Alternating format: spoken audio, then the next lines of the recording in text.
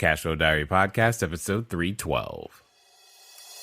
Welcome to yet another exciting episode of the Cashflow Diary Podcast, the podcast that teaches you insider tips, tactics, and strategies for creating leverage streams of cash flow into your life. Learn from top-performing entrepreneurs, business owners, investors, and thought leaders from across the globe as they share their secrets to success. Like what you learn on this and other Cashflow Diary podcast episodes? Go to learninvestingnow.com and sign up to receive powerful tips and information that will help you succeed as an entrepreneur and investor. Now, here's your host, investor, entrepreneur, business owner, educator, speaker, author, and master facilitator of Robert Kiyosaki's cash flow game, Jay Massey. All right, ladies and gentlemen, welcome to another episode of the Cashflow Diary Podcast. I'm your host, Jay Massey, and I'm glad that you are here today because we're going to talk about that thing, that thing that's going to help you build your cash flow, become that bigger, better, badder investor, and most importantly, it might even help you just become a better person. Because whether you realize it or not, the person that you are in business is the same person you kind of take everywhere you go. And we need to work on that guy, that gal, because if we do that together, you have a shot at increasing your influence. You have a shot at increasing your abilities. And most importantly, you have a shot at increasing your cash flow. And who knows, you might make a few friends along the way to boot. Well, what are we talking about today? A while ago, I wrote an article called You Will Never Out-Earn Your Personal Growth. Why? Because I believe it's 100% true. And today's guest has spent 30 years dedicated to the personal growth industry. He's written 9 books. We're talking a radio and TV host. You got to understand something. This isn't his first rodeo. He's even been called Mr. Motivation and the #1 life coach in the United States. So, what does that mean to you today? It means it's time to take some notes. It's time to be ready to be challenged because I'm going to bet you're going to hear something that you're going to be like, ooh, I knew I should have done that already. And I'm just going to ask you to do it. So let's listen to Mr. David Essel. David, you there? Hey, Jay, nice to be with you. And I love what you just said, take notes, unless you're driving. Well, they can bookmark it while they're driving. They have this little feature where they can bookmark that little spot so that they have the ability to come right back to it. So they have a way. They trust me. They have a way. There's an app for like everything these days. So welcome. Okay, so I've got to start this by asking you the same question I ask everybody else the first time. Are you ready? Yes. All right. So I look at today's entrepreneurs a lot like yesterday's superheroes. So when you think Batman, Robin, Black Panther, whomever, you've got all of these people in comic books. And I think entrepreneurs and superheroes have a ton in common. For example, occasionally an entrepreneur, we get dressed up. We put on, our own versions of capes and tights and we fly around and save people, customers, in various different ways. Well, also like a superhero, before Spider-Man was climbing on walls, he was just taking photos. He was kind of a student. He had a beginning, an origin, if you will. So what we want to know is before your #1 best-selling book, by the way, I love the title for everyone else. It's Positive Thinking Will Never Change Your Life, but this book will. Love it. But before the book, before the TV, before the radio, before all of the acclaims from Jenny McCarthy and Wayne Dyer, before all of that, we want to know, who is David Essel? Oh, Jay, great question. Well, tights come into this answer. Okay, this is going to be good. Tights come into this answer. As a matter of fact, I started a long time ago, and in it was around 84, I was in Shape magazine as one of the top male aerobic instructors in the United States of America. And one of my first videos, the beach workout, we were in full tights. Nice. Doing the work of that's so great what you said, superheroes become entrepreneurs or vice versa. And so, that's what I started in the world of health and fitness.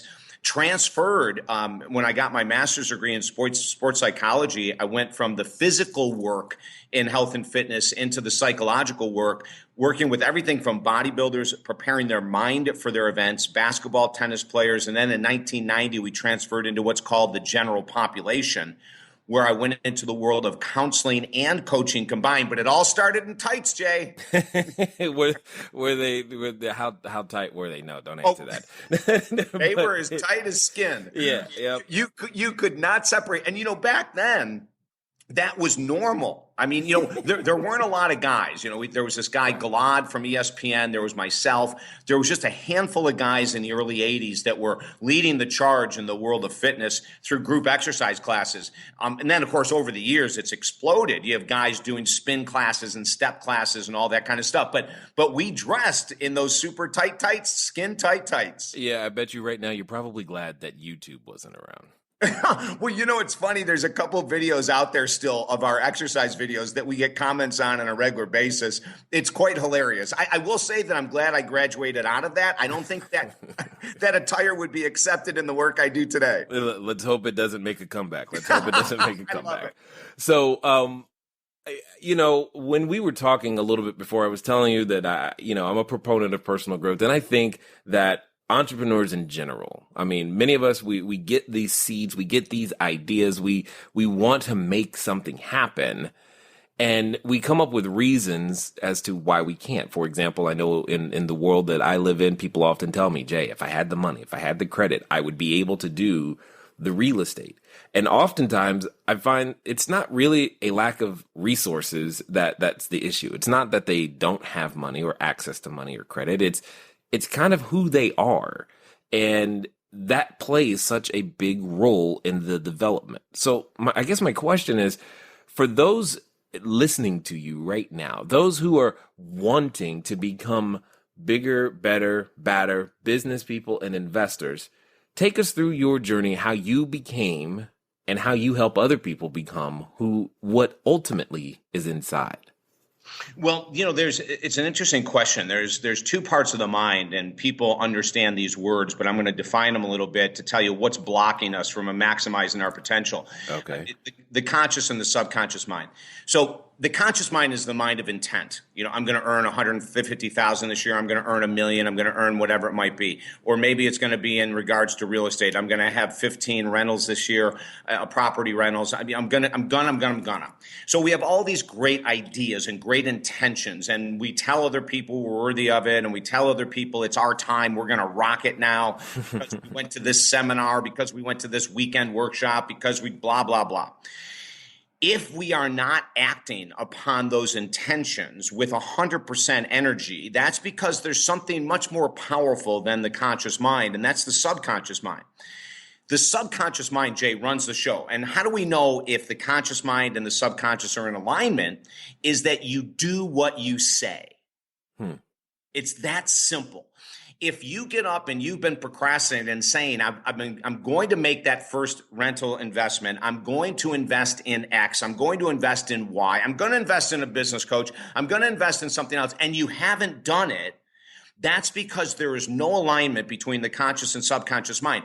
And so in my words and in our book, your intentions are a pathway to hell. Your intentions don't mean squat. And people talk big intentions, Jay, and I used to.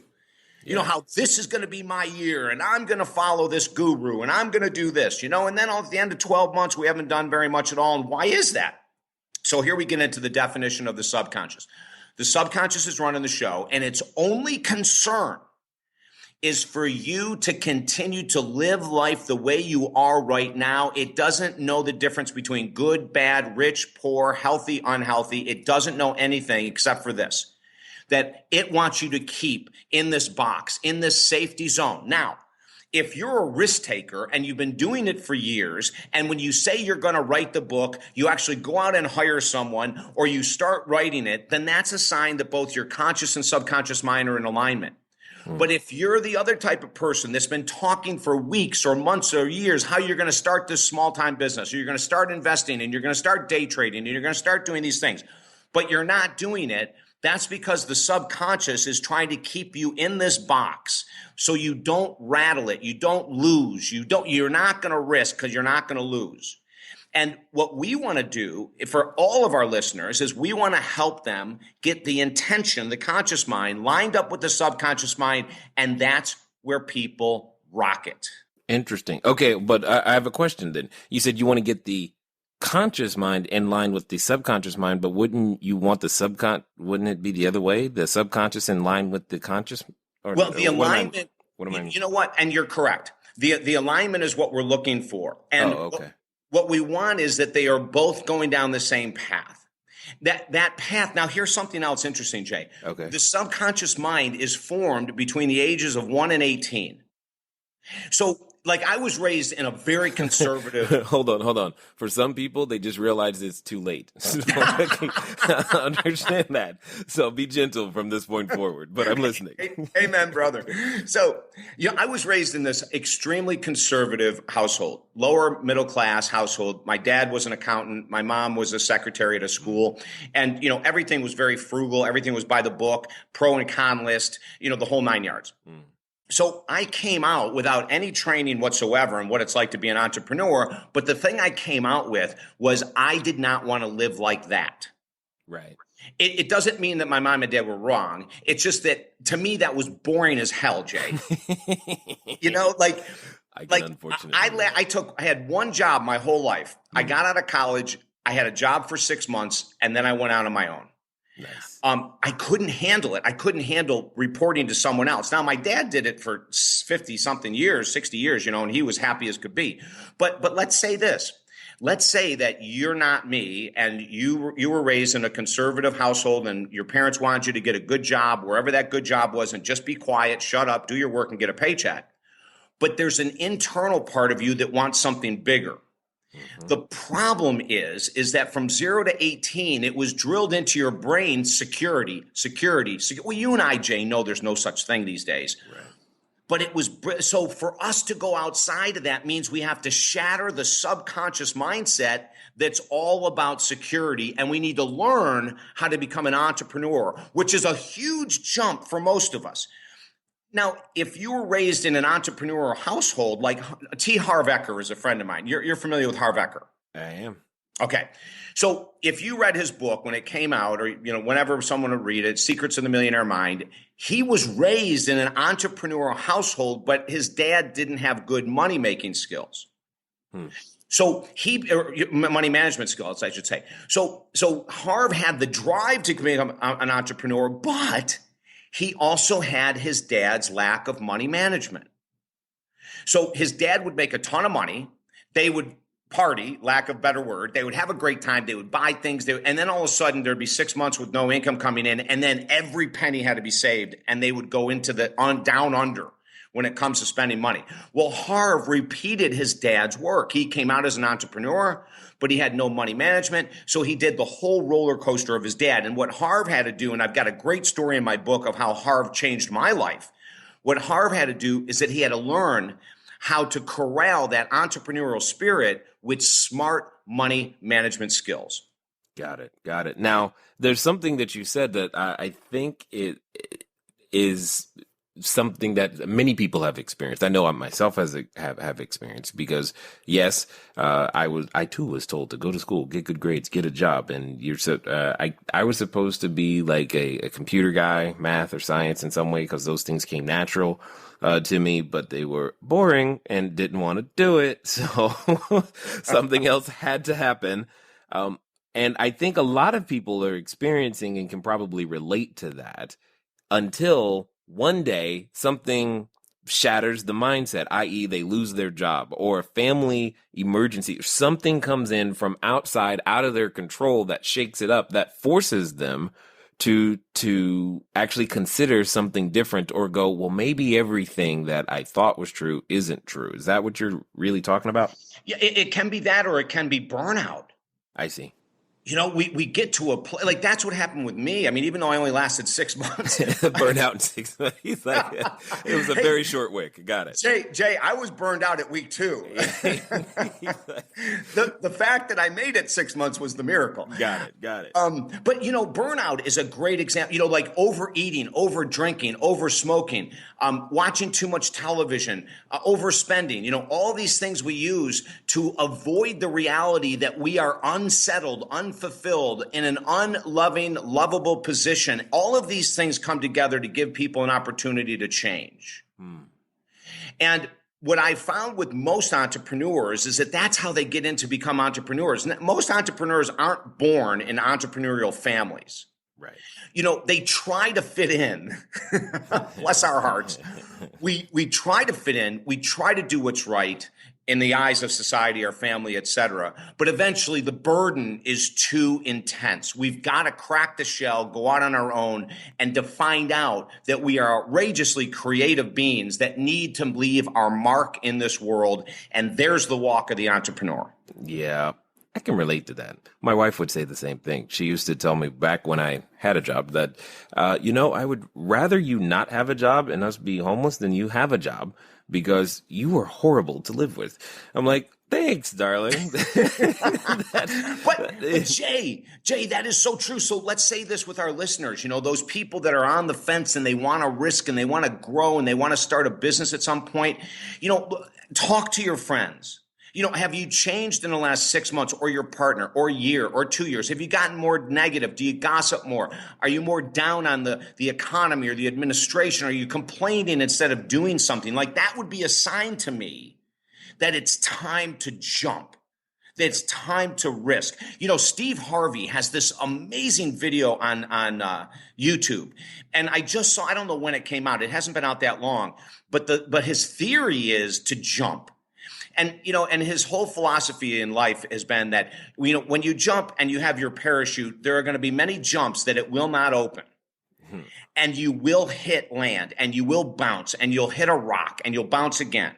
But get up, fly again, jump out, because the more you jump, the better your odds are. That's the world of being an entrepreneur, Jay, isn't it? It feels that way in so many ways. I mean, one of the worst things that I believe that we do to ourselves is we've lost the skill of how to fail, and most specifically how to fail forward, fast, and frequently. And without that concept or making that okay, I think many of us feel like, well, I can't try until I'm perfect, and that's a problem. Yeah. Like, I've got to read one more freaking book. I've got to go to, I've got to go to one more seminar. Right. Before I'm ready. There's so many wonderful gurus in this world of business and personal growth. That'll tell you, like Richard Branson from Virgin.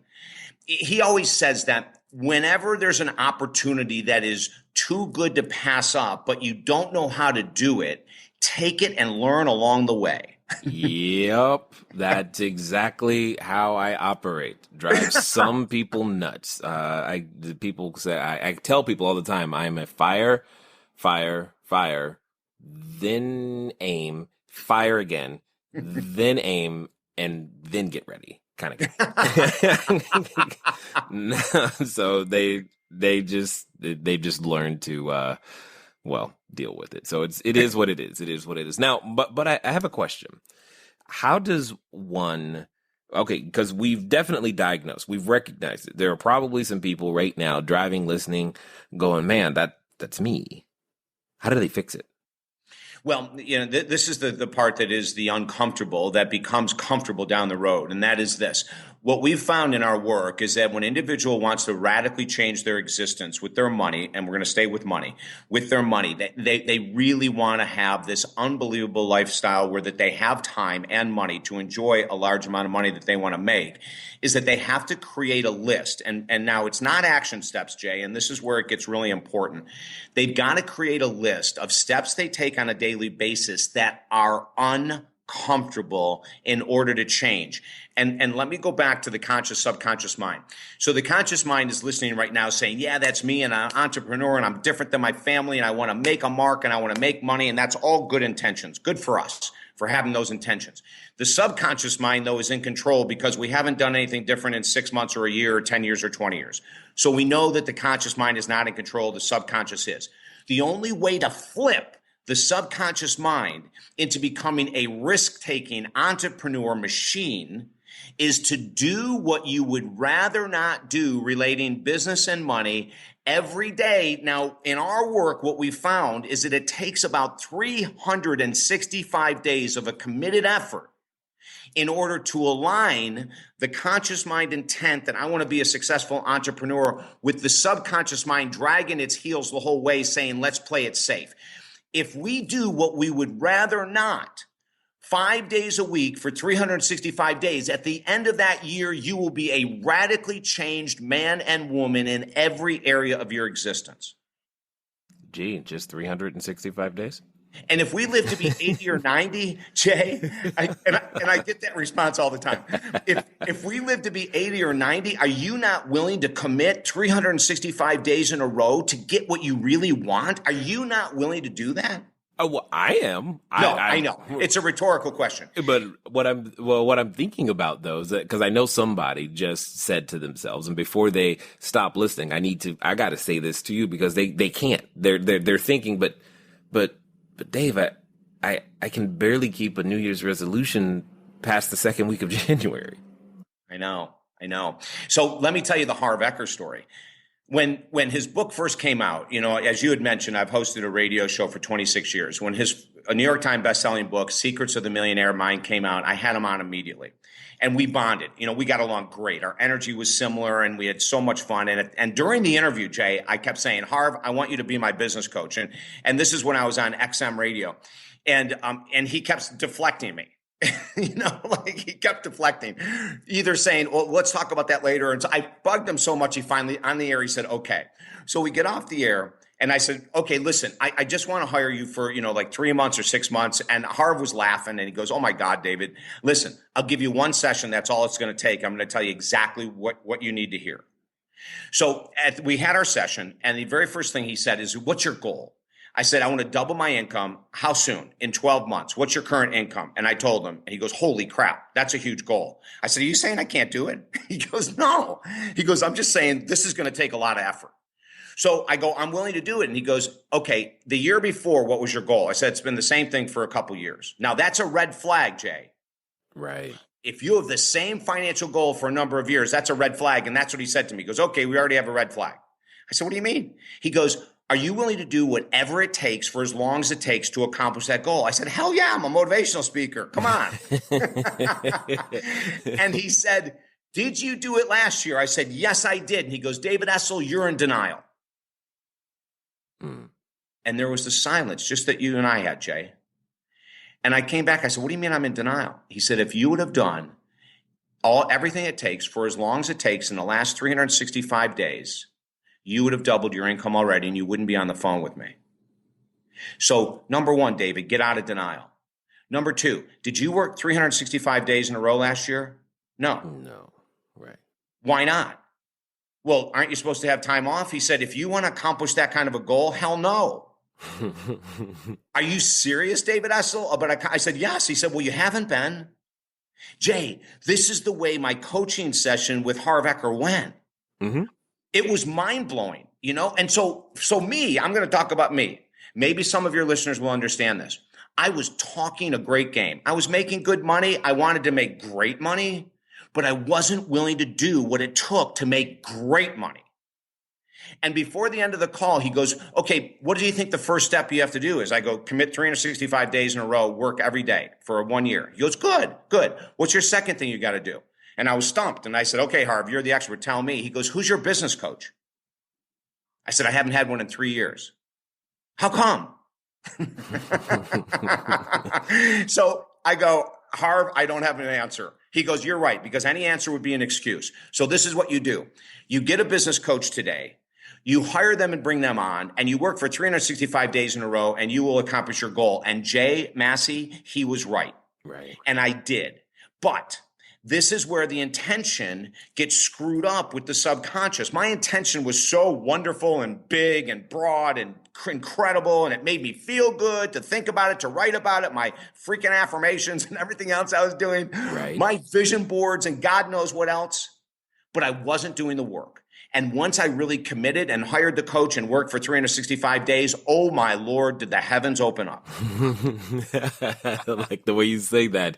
But this brings up a perfect segue, I think, to the title of this book we're talking about, because positive thinking will never change your life, but this book will. Explain.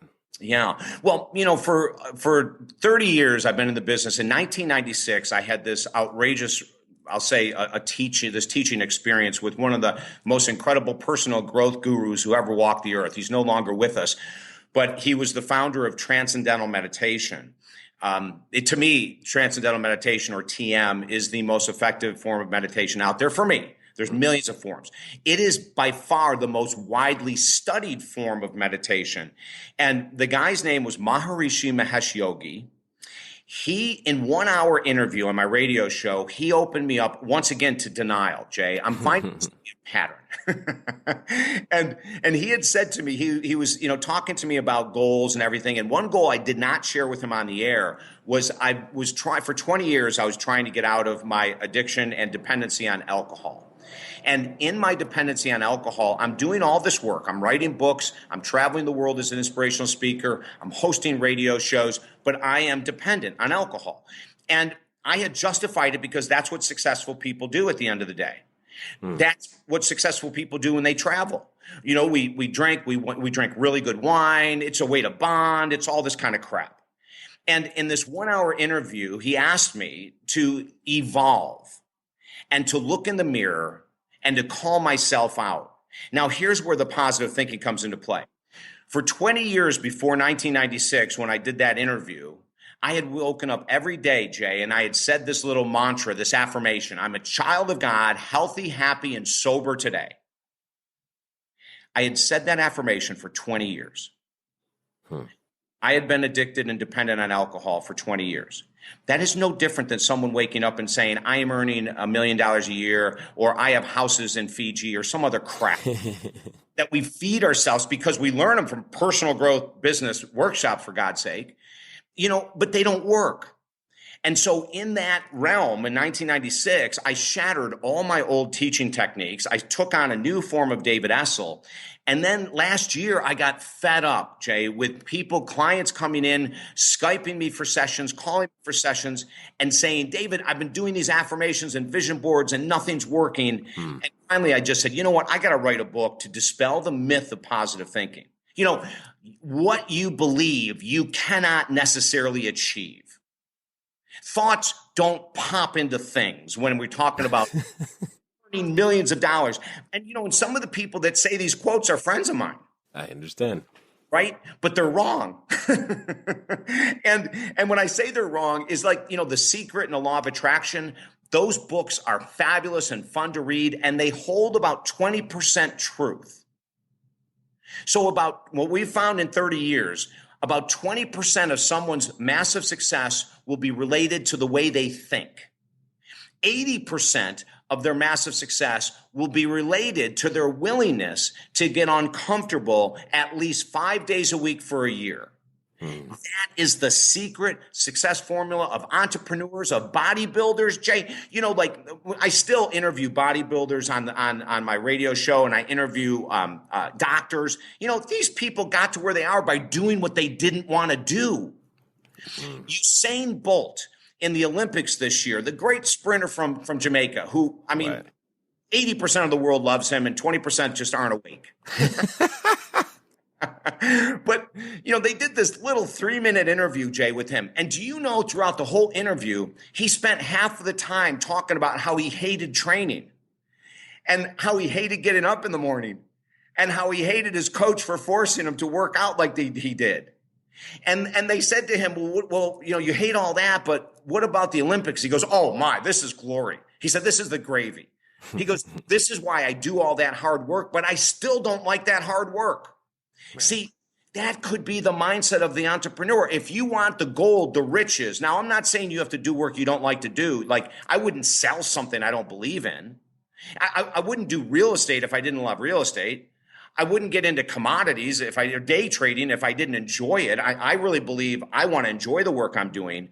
But even when you enjoy it, there will be things you don't want to do that the all-stars in life do anyway. Yeah.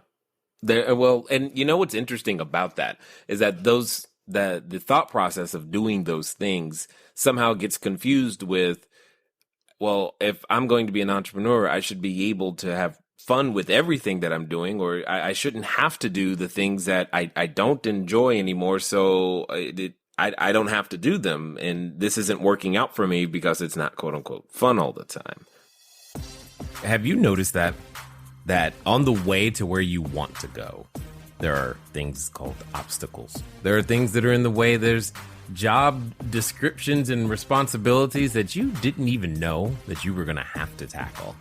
You were like, man, if they had told me this stuff, I might not have started. That's true. That's why it's important for you to start before you're ready. Make a commitment to see it through and work until you get to the goal. No more, hey, I will put in 10 hours, and if I can't do it in 10 hours, then it just must not work. No, you have to work until a goal is accomplished. Here's the cool thing. You can accomplish nearly any goal you choose to continue to work to until you do. Many skill sets to learn along the way. And here's the cool thing. They're skill sets. That means they can be learned. They're not innate abilities. So one of the best ways to learn new skill sets is from other people. I think that's why you listen to the podcast. But here, grab a copy of my book, Cashflow Diary, 10 Steps to Creating Wealth in Any Economy. You can pick it up at cashflowdiary.com/free book. Cashflowdiary.com/free book. Go put in your name and email, and you'll be able to get a free PDF copy of the book, Cashflow Diary, 10 Steps to Creating Wealth in Any Economy. And for those of you who are like, man, I want the audiobook. Well, you go to the same place, cashflowdiary.com/free book, and we make you a special offer on the audiobook that you can't get anywhere else. And by the way, the audiobook contains content that is nowhere else. Not on the podcast, not in the course materials, not in my coach. It's nowhere else. So go grab it. Now, let's get back to the rest of the interview. Yeah, well, and that's one of the misteachings of the law of attraction. And we write about that very thing that you just said, Jay. I'm so glad you brought it up in our book. We write about that with many teachers, not all, but many teachers of the law of attraction say that the steps to lose weight, make money, find great love, whatever it is, if they're not enjoyable, you're doing something wrong. And I shake my head and say, you got to be freaking kidding me. I go back to the example of Usain Bolt. He loves competition, but he's got to train to be good at competition. You may not love reading. You may not love having a mentor. You may not love having a business coach that you have to pay and be accountable to. But those are the steps that entrepreneurs take to become incredibly successful. So you're right, Jay. There's going to be things that we may not like. But that's what separates the all-stars from, the single A and double A players. Well, what I find interesting about that is that oftentimes, and I'm assuming this happens to you, oftentimes I get approached, people asking me, okay, but Jay, what do I really need to do? Like, what's like the inside fast track? What is it really? And I'm like, that was it.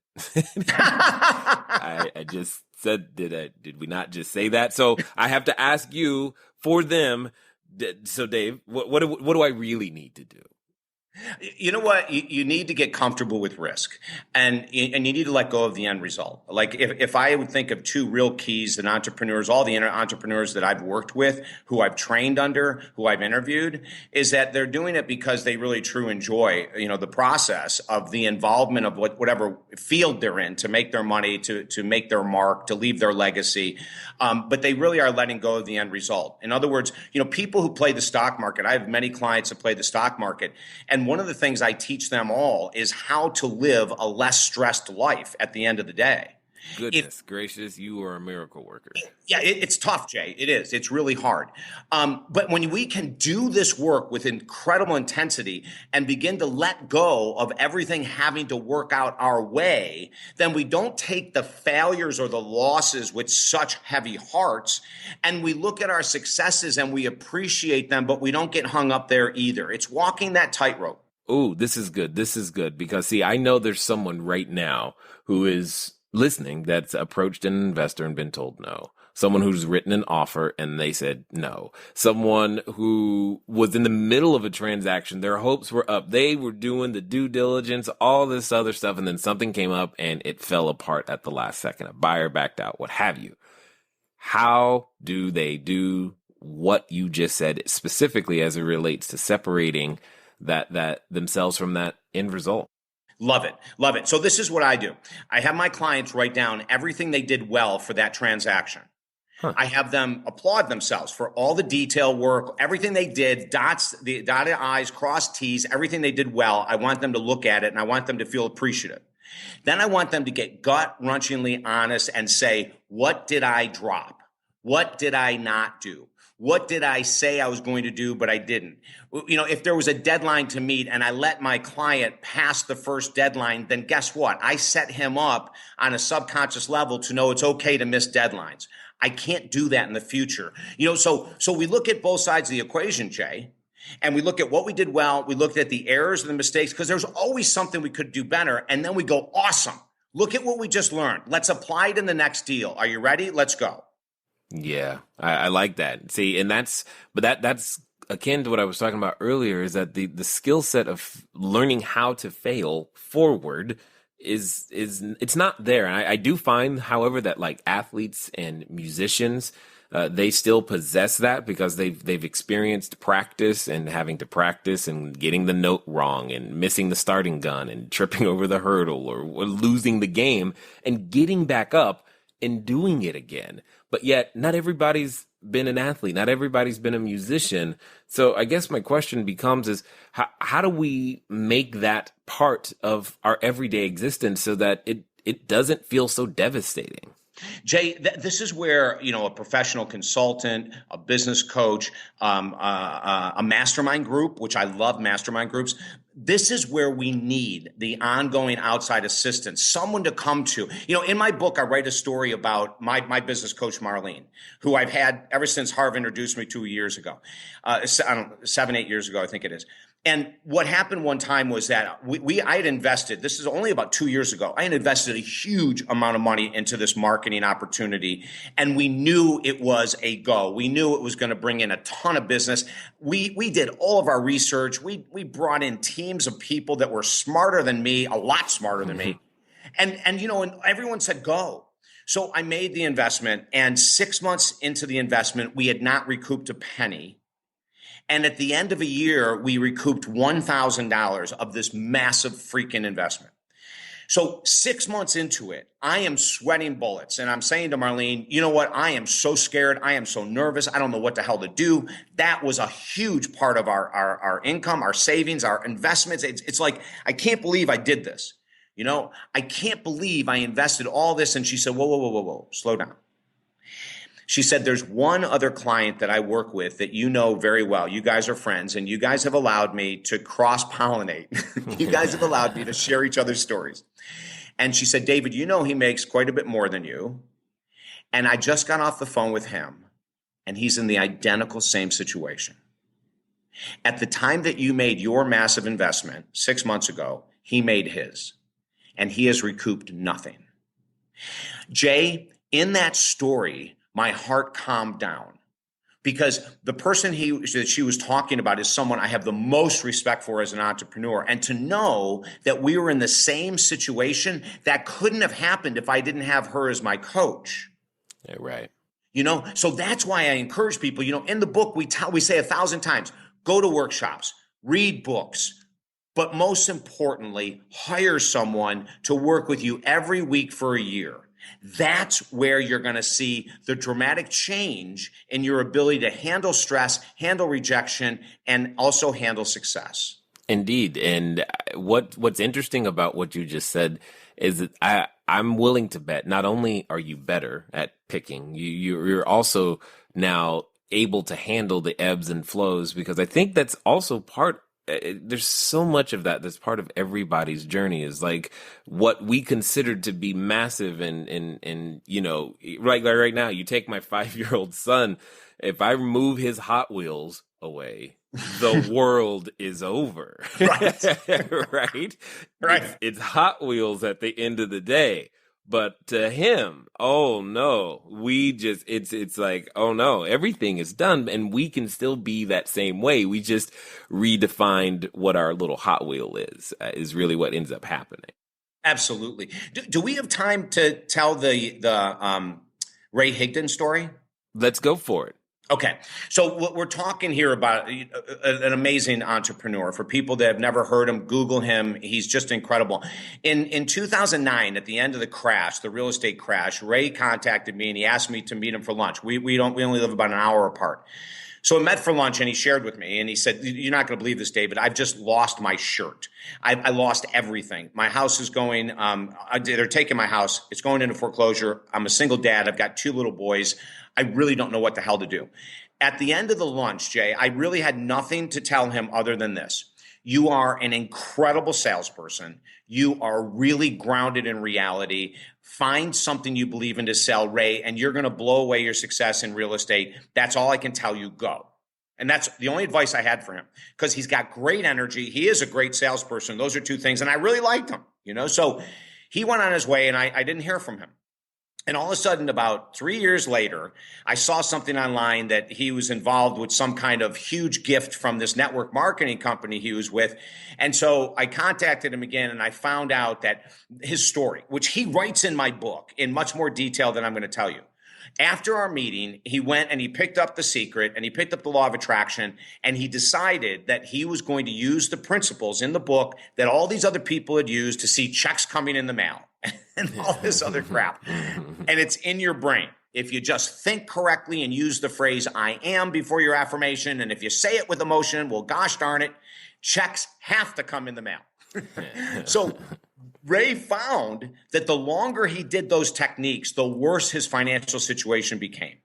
And after about 60 days of trying all of this vision board stuff and everything else, he went and got a book on network marketing. He joined a network marketing company. And in the book, the guy said one thing that Ray remembered.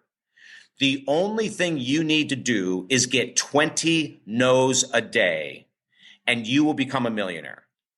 And Ray latched onto that one concept. And he went to his upline and he said, "I need to get 20 no's a day." And his upline held his feet to the fire, and he did. And he called until he got his 20. Now, sometimes it would take him 22 calls to get 20 no's. Right. Right. Sometimes 19. Yeah, exactly. Yeah, sometimes 19, But all of a sudden, things started changing. 2 years later, he's earning over $50,000 a month. And then he went and tripled that. Mm-hmm. In 2016, right now, him and his wife that work together in the world of network marketing are multi-millionaires. They're helping so many people. But his beginning was extremely treacherous and scary, Jay. Just like a lot of us entrepreneurs, his back was against the wall, and he stuck with that 20-no philosophy to get to where he is today.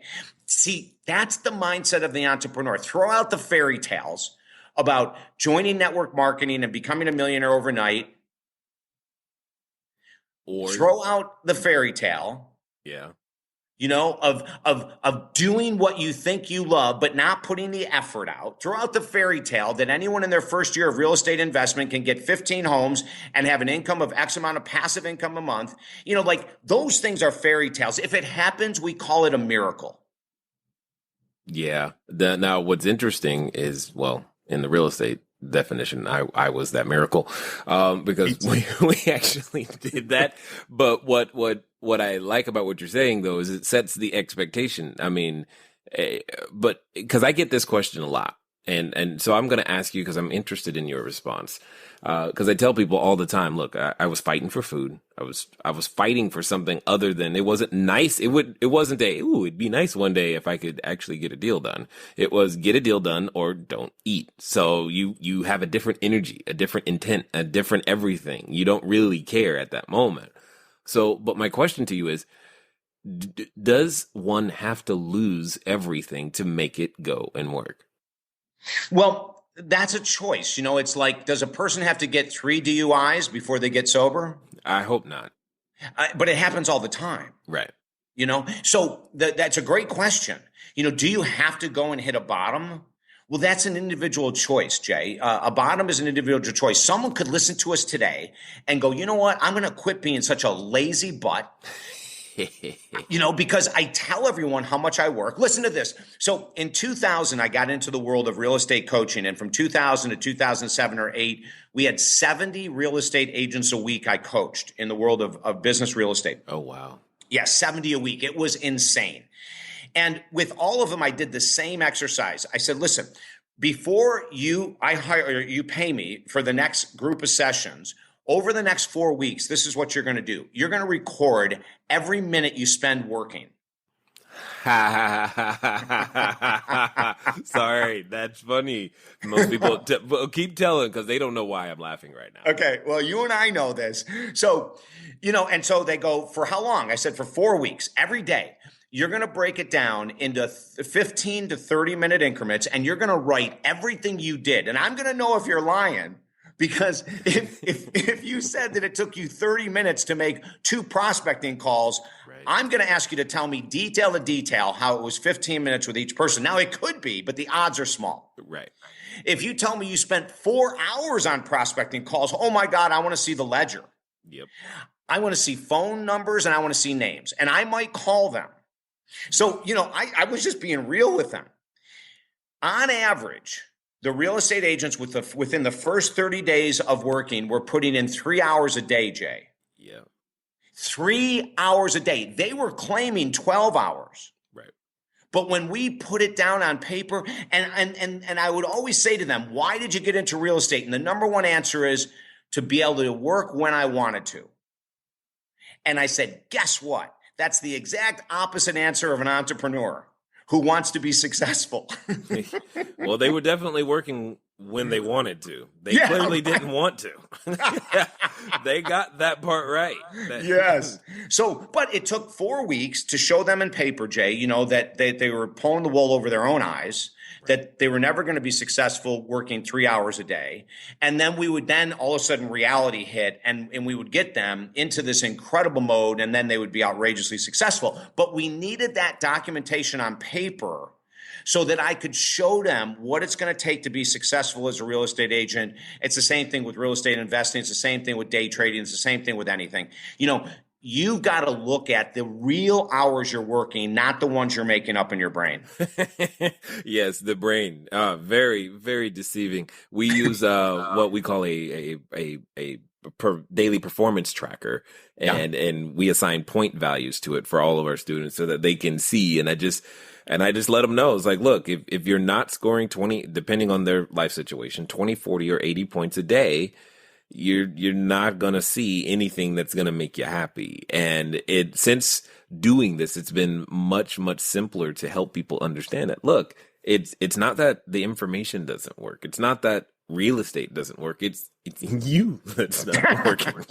And so this is what has to happen. And there's no shortcut to that. And so I guess my question is why do we resist it can't be that simple. It can't be just go work. It's got to be something else.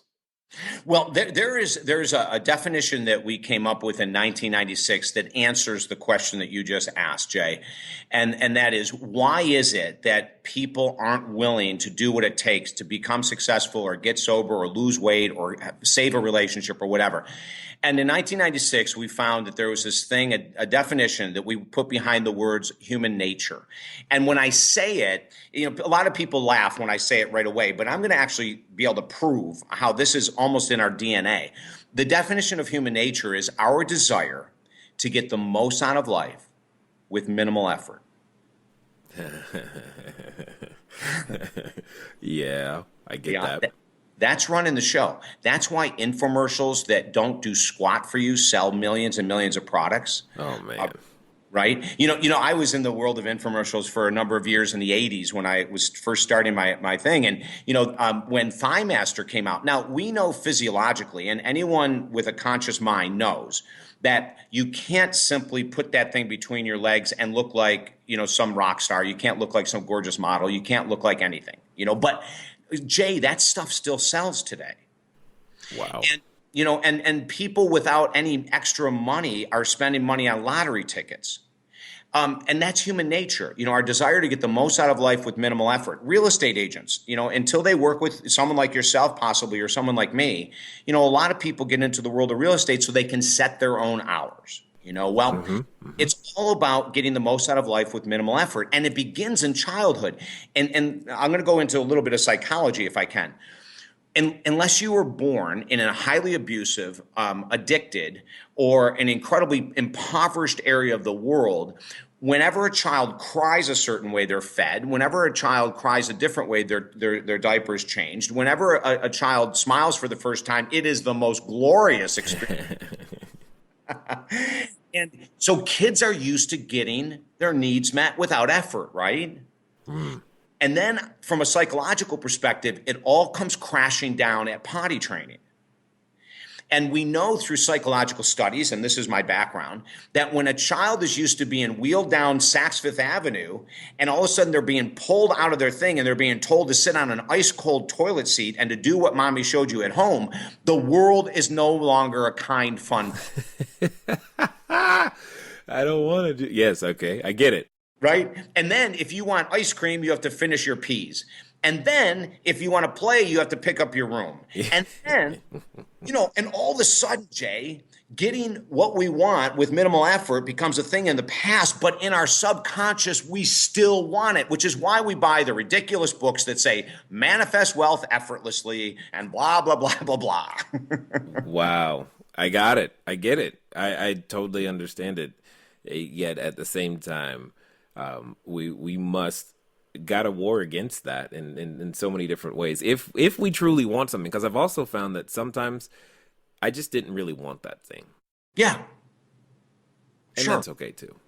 Well, that's a great point, Jay, because sometimes we're going after things to satisfy someone else, not ourselves. Yeah, that was college, but that's a whole nother story. We're not going to talk about that. Right. But let's say that you have a friend, who's doing really great in network marketing or in real estate or in day trading or something, and you see the money they're bringing in and you want to be like them. But let's also say the reality is you hate day trading, you hate real estate, and you hate network marketing.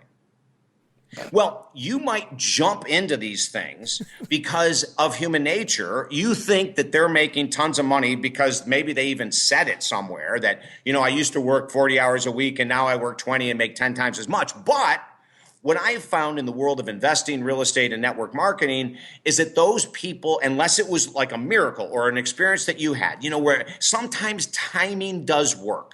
Sometimes you happen to be at the right time with the right mentor, with the right real estate market or the right network marketing company, and maybe 1 out of a million times someone will shoot up the sky to success without putting 50, 60, 70 hours a weekend. But that's rare. Oh, I still put in the 50, 60, 70 hours a week. But yeah, all that other stuff you said happened at the same time too. Yeah. And so then we go, oh my God, I am so blessed. I am so blessed to have these breaks, to have these opportunities to do what I love and to have the things or the people that believed in me or whatever it might be. But if that doesn't happen, I'm going to go back to something I mentioned at the beginning. Please make sure you're doing something you enjoy. Right? What's really funny about that process, though, about those statements, is oftentimes I know for myself, I've confused something that I've enjoyed with something that I actually want to do, because there's this yin and yang. It's like there's a part of things like, for example, real estate. I don't necessarily like the paperwork. Okay, right. that's an understatement. I can't stand the paperwork. So it doesn't mean. It just means I don't do it. Someone on my team does it. It has to get done, but I don't do it. And figuring out that balance has been, I know it's been a struggle for me. Figuring out even what I like to do, it's been a process. It's been a journey to figure out all of these pieces. What would you say is a way that someone could find out, like someone who's been in a job their entire time and they don't really know, they just know they don't want what they have right now? Yeah. So let's go back to taking risks. Okay. I don't ever tell someone to gamble their life savings on, on an opportunity as an entrepreneur. I always say, make sure that you have, some people say 6 months. We say a year, Jay. If you're going to jump, if you're going to jump into real estate investing or day trading or network marketing, and you're really jumping because you hate what you do, you better have a year set up where that you're okay. Some people could make it a lot shorter, and if you do, more power to you. But that's a risk. So what do we say then? We say do it part-time, right? Mm-hmm.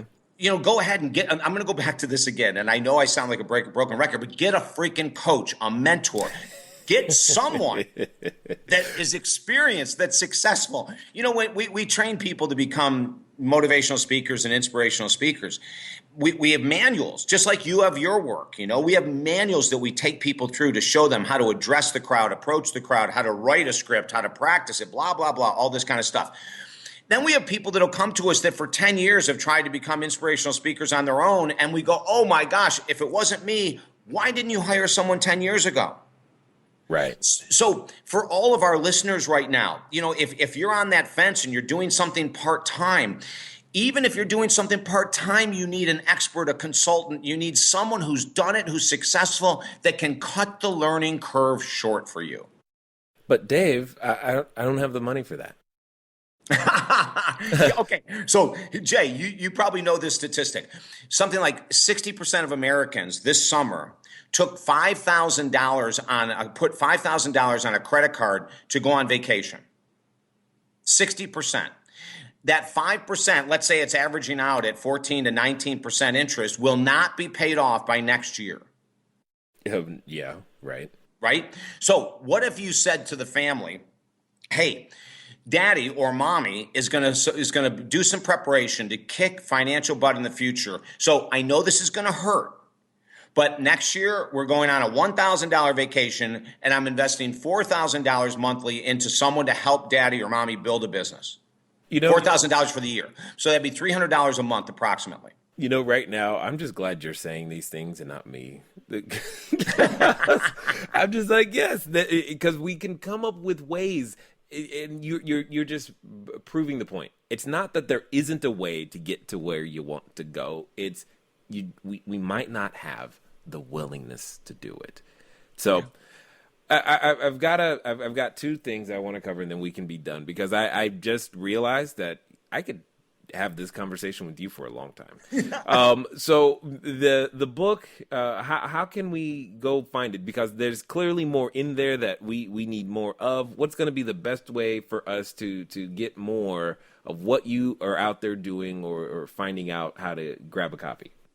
Jay, we're offering all of your listeners Chapter 1 for free. The name of the book is Positive Thinking Will Never Change Your Life, but this book will. The Myth of Positive Thinking, the Reality of Success. And they can just go to our website, talkdavid.com. Talk like you and I are talking. Mm-hmm. Talkdavid.com. They can get Chapter 1 for free. In Chapter 1, not only do we give success stories, but we say, why did we come up with the book? And here's something else interesting, Jay. When I wrote the book, I started writing the outline over a year ago. And the day I woke up to write the outline, I started thinking to myself, for 25 years then, I've interviewed the most incredible brains in the world of personal growth. I'm going to send 6 of them, all New York Times bestselling authors. I'm going to send 6 of them a pitch letter saying that I'm writing a book to expose the myth of positive thinking. And I want you to be a part of it. And here's what the book's going to look like. Jay, within 48 hours, all 6 New York Times bestselling authors not only confirmed that they want to be a part of the book, but each of them said the same thing. We are so grateful someone is writing about the reality of success. Nice. So people can get Chapter 1 for free at talkdavid.com. And we also have for people that are just becoming entrepreneurs and they want to understand money management a little bit more. We also have a free 6-video series, the 4 blocks to financial freedom, that they can get on the site too. Excellent. That's going to be perfect for them. Most importantly, I want to hear your answer to this final question as well, because it relates to that person, I believe, very, very well. And it's something that I know I think you're going to have one of the most interesting answers. It's going to be pretty cool.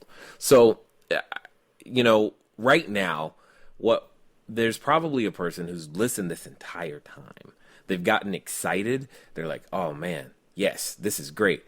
And they've had this great idea before, though, Dave. And what happens is as they, approach the precipice of their journey and they're ready to just leap, or think they're ready to leap, that voice comes back into their head. And occasionally they're actually related to that voice that's in their head. And it keeps coming up at all of those moments. I mean, they could be standing in front of the superhero outfit store right now, ready to pick out their capes and ready to go. Yet, that voice is so persistent and it's there.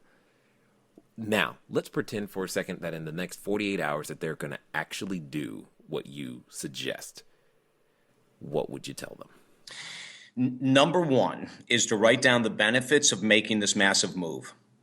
If the benefits aren't huge, it's going to be very hard overcoming that fearful voice of the subconscious mind. So we better make sure that what we want to accomplish is going to bring greatness into our life. Does that make sense, Jay? Absolutely. You know, I mean, if it isn't something that's going to give you freedom of time and money to live where you want and money to help other people, if it's not going to be massive, then the odds are we will never overcome that voice. So number one, make sure the end result of doing the work you're thinking about doing is really awesome. It's got to be freaking awesome. And then number two, you know what I'm going to say. You've got to find someone to help. You've got to find an accountability, a partner, a counselor, a coach, whatever it is. You can't do this on your own. You know, we just had a woman contact me this is about 6 months ago, and she wanted to write her book. And I told her that I help people write books. I'm not a ghostwriter, but I teach them how to write books in a really quick fashion, very organized. She asked the price. I told her. She goes, you know what? I'm going to do it on my own. Well, guess what? She's back. And she found that no matter how many books that she read on how to write a book, that she was dumbfounded at the end of the day. So now she's back. In 7 days, she's accomplished more than she did in 6 months. And it's not just because she's working with me. If she worked with someone else that knows how to write a book, they could have helped her just as much. But the point is, make sure the benefits of what you're going to do are huge and make sure you're not doing it alone. Love it 100%. I definitely appreciate your willingness to continue to share what it is that you know, your wisdom of the decades, and doing so here with us at the Cashflow Diary. Oh, Jay, this has been a blast. I have loved the energy that you give, the help that you're giving to your listeners. Absolutely loved it. This has been just so much fun. All right, ladies and gentlemen, you know what time it is. It's time for you to move at the speed of instruction. What does that mean? That means you probably should get over to talkdavid.com, as in right now. Yes, you're on a mobile device already, so you can't tell me you don't have the internet. Get over there, make it happen, because, you know, the law of diminishing intent will set in the longer you wait. It's been fun talking to you guys today. I look forward to talking to you soon. Until next time.